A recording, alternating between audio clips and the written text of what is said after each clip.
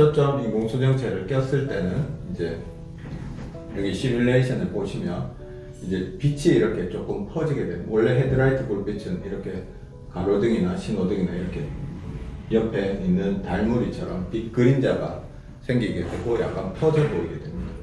그래서 이거를 만약에 시뮬레이션으로 나타낸다면 이제 이렇게 빛이 성광 모양으로, 이건 아주 초창기 모델의 렌즈 같은 거를 다초점이 처음 나왔을 때 이제 그런 렌즈를 한 경우에는 이만큼 많이 퍼졌습니다. 하지만 지금에 나오는 렌즈는 이만큼의 빛 그림자나 아니면 그 퍼짐이 생기지는 않는다고 합니다. 그래서 또 다른 예시로 보면 단초점과 답초점을 먼저 한번 비교해 볼게요. 자, 단초점 멀리 있는 게 잘 보이게 되죠. 하지만 중간 그리고 근거리는 이렇게 안 보입니다. 대신 돋보기를 쓰거나 안경을 쓰면 이게 선명하게 되겠죠. 네, 답초점은 이에 반해서 이제 원거리, 중간거리, 근거리가 어느 정도 보이게 됩니다. 요거를 동영상으로 한번 비교해 보면 답초점, 단초점, 이제 낮에는 이렇게, 요거는 단초점이겠죠. 이제 요거는 답초점, 낮에 대한 거고, 요거는 다시 단초점일 때 이렇게 덜 보이게 되는 거고, 그다음 이제 밤이죠. 계기판을 잘 보시면, 네, 이게 다초점이겠죠. 이건 단초점, 답초점인데 빛 그림자가 생기고, 이런 식의 차이가 발생할 수 있습니다.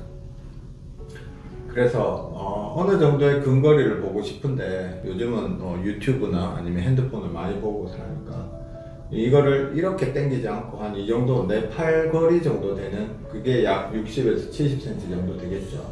그래서 일반 단초점 렌즈에 약간의 중간 거리를 도움을 주고자 하는 렌즈가 개발되게 되었습니다. 왜냐하면 다초점은 아까 전에 빛 그림자나 이런 게 생겨서 약간의 빛 번짐을 싫어하는 분들이나 아니면 선명도의 감소가 있어서 조금 느낌이 안 좋은 분들이 났기 때문에 그걸 보완하고자 이제 어느 정도 중간거리까지만 보이게 좀 하자 해서 만든 렌즈가 여러 회사들께 있습니다.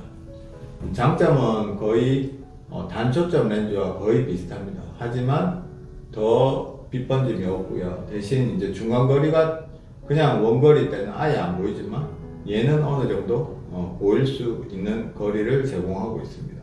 하지만 얘들의 단점은 정말 가까운 거는 안 보이게 되는 게 단점입니다. 그래서 이건 원거리 단초점 렌즈와 똑같죠. 그래서 근거리는 돋보기가 필요합니다. 이런 인공수정체를 썼을 때. 중간거리 인공수정체를 했을 때는 단초점에 준하는 빛 번짐이 없고 초점 거리를 그 해당 부분에 대한 초점 거리를 선명하게 볼 수는 그렇지만 단점으로는 근거리에서 돋보기가 필요하기 때문에 돋보기를 쓴다면 근거리가 다시 잘 보이게 되고, 하지만 평소 생활하는 우리가 생활 패턴에서는 충분히 어느 정도까지는 안경의 도움 없이 어느 정도 생활할 수 있고요. 뭐 은행에 가서 계좌를 적거나 뭐 이렇게 할 때는 어쩔 수 없이 돋보기를 껴야 되겠지만요. 그래서 오늘은 백내장 수술하는 데 있어서 우리 눈 속에 장착해야 되만 삽입해야 되는 인공수정체에 대해서 알아봤고요. 인공수정체 종류로는 원거리, 근거리, 그리고 중간거리, 이 세 부분을 다 볼 수 있는 렌즈도 있고, 그리고 이 중에 어느 일정 부분만 볼 수 있는 렌즈가 있습니다.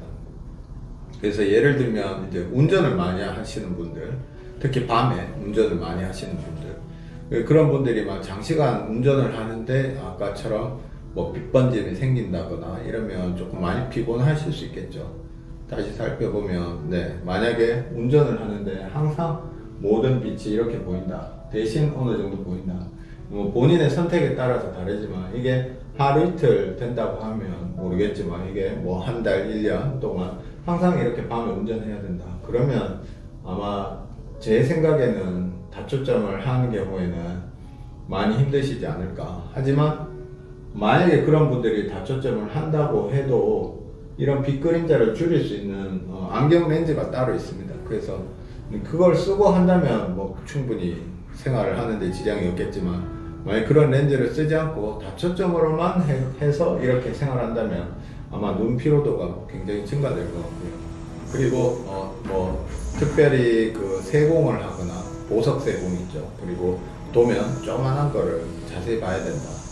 그런 그런 생활을 해야 되고 직업을 갖고 있는 분들은 실제로 단초점을 선택해서 그 해당되는 거리에 확대경을 쓴다든지 아니면 또 고개를 쓰고 작업을 한다든지 뭐 어느 정도 생활하는 데는 단초점이 도움이 되겠지만 오히려 차라리 그런 경우에는 단초점을 선택해서 그 거리에 맞는 특수한 안경 렌즈나 아니면 그 확대경을 맞춰서 생활한다면 오히려 본인 생활이 더 편할 수도 있고요.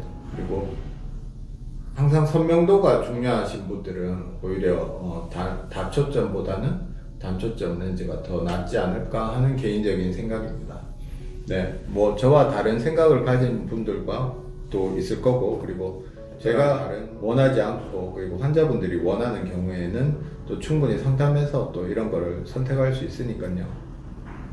여러분이 어디에 계시더라도 가까운 데 있는 만약에 백내장 수술을 해야 될 때 그때는 이제 그 해당 병원에 있는 그 원장님 혹은 교수님 선생님들과 충분히 상의하신 후에 자기 생활의 패턴에 맞는 인공수정체 렌즈를 선택하시면 좋을 것 같습니다. 그래서 이상으로